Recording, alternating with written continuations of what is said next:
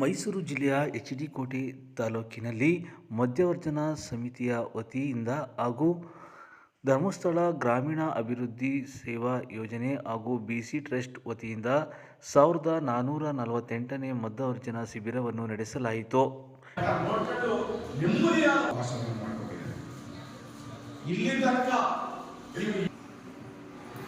ಹಾಗಂತ ಇದು ಬಿಟ್ಟ ತಕ್ಷಣದಲ್ಲಿ ಒಂದಿನ ಆಯ್ತು, 2 ದಿನ ಆಯ್ತು, 3 ದಿನ ಆಯ್ತು, ಮತ್ತೆ ಅಲ್ಲಿಗೆ ಹೋದ್ರೆ ಬದುಕನ್ನ ಕಟ್ಟಿಕೊಳ್ಳಲಿಕ್ಕಾಗಲ್ಲ. ಆಮೇಲೆ ಇನ್ನೊಂದು ಇಲ್ಲಿರ್ತಕ್ಕಂಥ ಶುರುವಾಯ್ತು ಅಂದ್ರೆ ಹಬ್ಬಗಳು ಶುರುವಾಗೋಯ್ತು. ಹಬ್ಬಗಳು ಶುರುವಾದ್ರೆ ಎಲ್ಲ ಹಬ್ಬಗಳಲ್ಲೂ ಏನ್ ಮಾಡಿದ್ರು, ಬೇಡ ಸಾರು ಹಬ್ಬಿಟ್ಟು ಊಟ ಯಾರು ಹಾಕಲ್ಲ. ಅದು ಹಬ್ಬ ಅಂತ ಅಂತೆ ಅನ್ಸ್ಕೊಳ್ಳೋದು ನಾವು.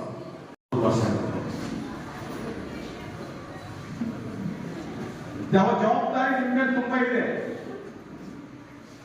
ಜವಾಬ್ದಾರಿ ನಿಮ್ಮ ಮೇಲೆ ತುಂಬಾ ಇದೆ. ಇವತ್ತು ದೇವರು ಮಾಡಿ ನಿಮ್ ಕೈ ಕೊಟ್ಟಿದ್ದಾರೆ, ಅವ್ರನ್ನ ನೀವು ಮುಂದೆ ನಮ್ಮೆಲ್ಲರ ಕರ್ತವ್ಯ, ಅದನ್ನು ನಾವೆಲ್ಲರೂ ಕೂಡ ತಿಳ್ಕೊಳ್ಬೇಕಾಗಿದೆ.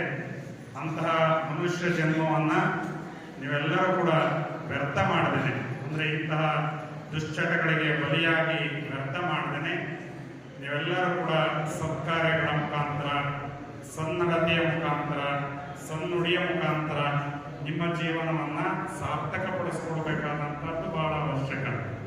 ಮತ್ತು ಜೊತೆಗೆ ನಿಮ್ಮ ಜೀವನದಲ್ಲಿ, ನಿಮ್ಮ ನಿತ್ಯ ಜೀವನದಲ್ಲಿ ಯಾವುದಾದ್ರೂ ಒಂದು ಉದ್ಯೋಗದಲ್ಲಿ, ಅದು ವ್ಯವಸಾಯ ಆಗ್ಬೋದು ಅಥವಾ ವ್ಯಾಪಾರ ಆಗ್ಬೋದು ಅಥವಾ ಇನ್ನಿತರ ಉದ್ಯೋಗ ಆಗ್ಬೋದು, ಇಂಥ ಉದ್ಯೋಗದ ಕಡೆಗೆ ತೊಡಗುವುದರ ಮುಖಾಂತರವಾಗಿ ಆ ಒಂದು ಕ್ಷೇತ್ರದಲ್ಲಿ ಏನಾದರೂ ಒಂದು ಸಾಧನೆ ಮಾಡುವಂಥ ನಿಟ್ಟಿನಲ್ಲಿ ನಿಮ್ಮೆಲ್ಲರ ಪ್ರಯತ್ನ ಸಾಗಬೇಕಾಗಿದೆ.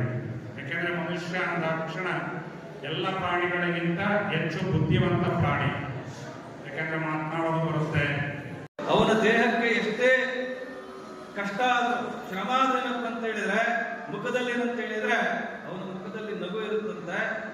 ಅದು ನಮ್ಮ ಕಣ್ಣಲ್ಲಿ ಕಣ್ಣಿರುವಂತೆ. ಯಾಕಂತ ಹೇಳಿದ್ರೆ ನಮಗೆಲ್ಲರಿಗೂ ಗೊತ್ತಿದೆ, ನಾನೇನೋ ಮಾಡಿದ್ದೀನಿ ಎಂಬತಕ್ಕಂಥ ಪ್ರತ್ಯಾತಪ ಇದ್ದ ಕಾರಣದಿಂದ ಏನಂತ ಹೇಳಿದ್ರೆ ನಿಮ್ಮ ಕಣ್ಣಲ್ಲಿ ಕಣ್ಣೀರು ಬಂದು ನಮ್ಮ ಕಣ್ಣಲ್ಲಿ ಅಂತ ಕಣ್ಣೀರು ಬರಲಿಲ್ಲ. ಯಾಕೆಂದ್ರೆ ನಾವು ಆ ಒಂದು ಚಟದಿಂದ ಇಲ್ಲ ಅಲ್ಲಿ ಇರ್ತಕ್ಕಂಥದ್ದು. ಅರ್ಥ ಮಾಡ್ಕೊಳ್ಳಿ ತಾಯಂದ್ರ. 7 ವರ್ಷಗಳ ಕಾಲ ನಿಮಗೆ ಸಾಕಷ್ಟು ಏನಂತ ಹೇಳಿದ್ರೆ ತಿಳುವಳಿಕೆಯನ್ನು ಕೊಟ್ಟಿದ್ದಾರೆ, ಪರಿವರ್ತನೆಯನ್ನು ಮಾಡಿದ್ದಾರೆ. ಕೇಳ್ತೀನಿ ಅಂದ್ರೆ ನಾನು ನೆಮ್ಮದಿ ಸೇರೋದಕ್ಕೆ ನಾನೆಲ್ಲ ಕುಳ್ಕೊಂಡು ತಿನ್ಕೊಂಡು ಇದು ಮಾಡ್ಕೊಂಡು ಎರಡು ಮನೆ ಐತೆ. ಎಲ್ಲಿ ಬೇಕಾದ್ರೆ ಚೆನ್ನಾಗಿರ್ಬೇಕು. ಬಾಬ ಆಟ ತಗೊಂಡು ಅಪ್ಲೈ ಮಾಡ್ಕೊಂಡು ಚೆನ್ನಾಗಿದ್ದಾರೆ. ಅವ್ರ ಹತ್ರನೂ ಚೆನ್ನಾಗಿದ್ದೀನಿ.